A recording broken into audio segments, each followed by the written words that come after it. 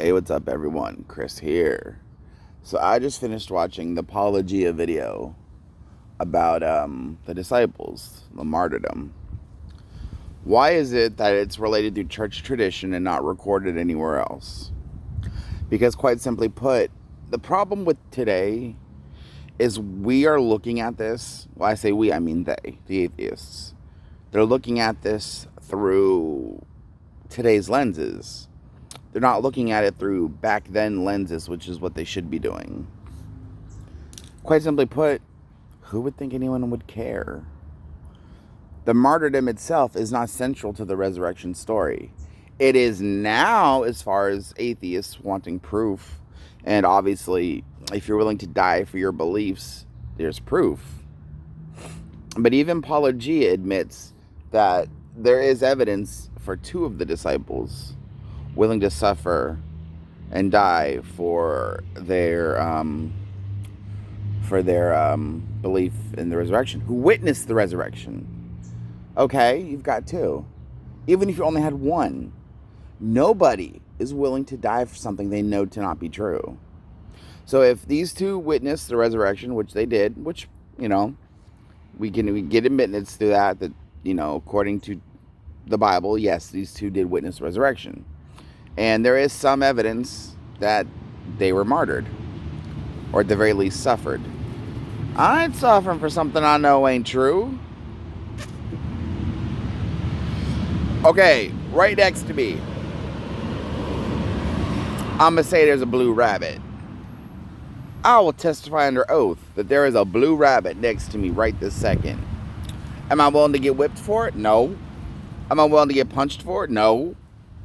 Oh, you want to punch me for it? No, there ain't no blue rabbit there. See how quick that ends? Exactly.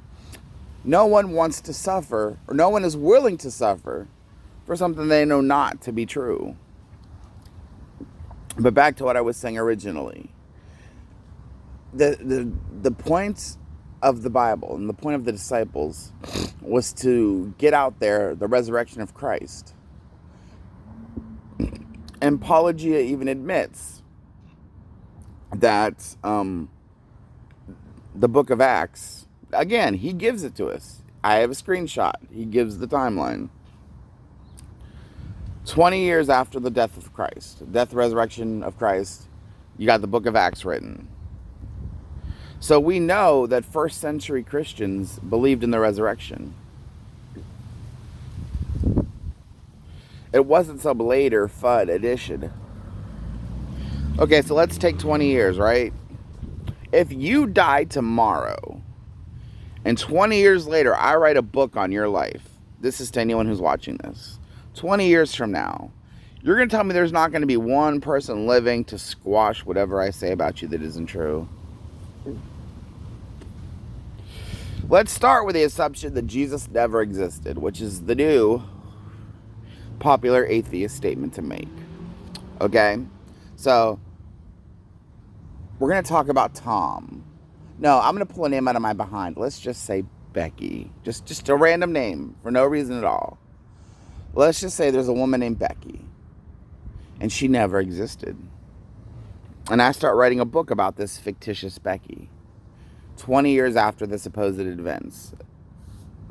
There's going to be someone around who goes, wait a minute, I lived over there. I was around that area. There was no Becky. My argument's squashed. If I say Becky fed 100 people with one Chick-fil-A sandwich. Wait a minute, I was around that time. That didn't happen. My argument is squashed. There was a Becky that healed a deaf woman. I was around at that time. There was no Becky that healed a deaf woman. That would have been everywhere. My argument is squashed. Point is, all it would have taken to squash Christianity, had it been false, is one person 20 years later to say no. Jesus' real name is Yeshua. There was no Yeshua who did that. I mean, Yeshua was a common name, of course, but there was no Yeshua who fed people with 2 loaves of bread and 2 fish.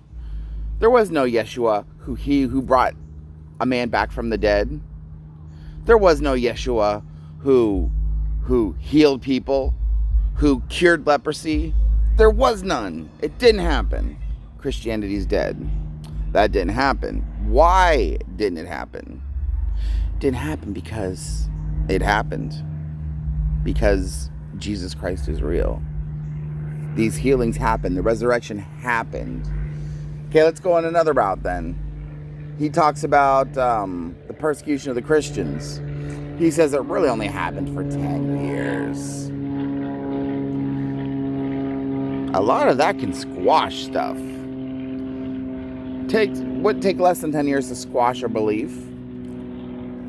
You kidding me? Even though this persecution happened much later, I think he said about 303. I think he said about 303 AD. Much after the events of the crucifixion. Very easy to squash a belief if you're killing people over it. I can't even say how I would hold up if someone wanted to kill me to recant my belief. I could recant. I'm saved. I don't know how I'd react, honestly. I'm not in that situation. But Christianity survived. Not only did it survive, it thrived and became the world's biggest religion because it's true. A lot of people like to say back in that time, there were a lot of...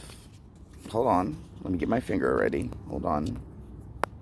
There were a lot of supposed messiahs back then. There were a lot of healers, a lot of people back then. But then why did Jesus stick? That's what you got to ask yourself. Why did Jesus stick? What was it about the man of Jesus, Yeshua, that made him stick? It's because he's real. His message is real. The miracles are real. The death, burial, and resurrection is real. It's so easy to squash these things. Like people who doubt like to say, there have been so many for a reason.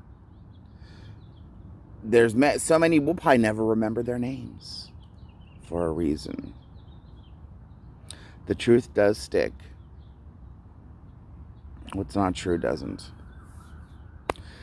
Anyways, Mr. Paulogia, I hope one day you return to the faith. I'm going to make a video about that. Anyways, yo, stay blessed, stay saved. I'm going to start using that as the ending. Stay blessed, stay saved.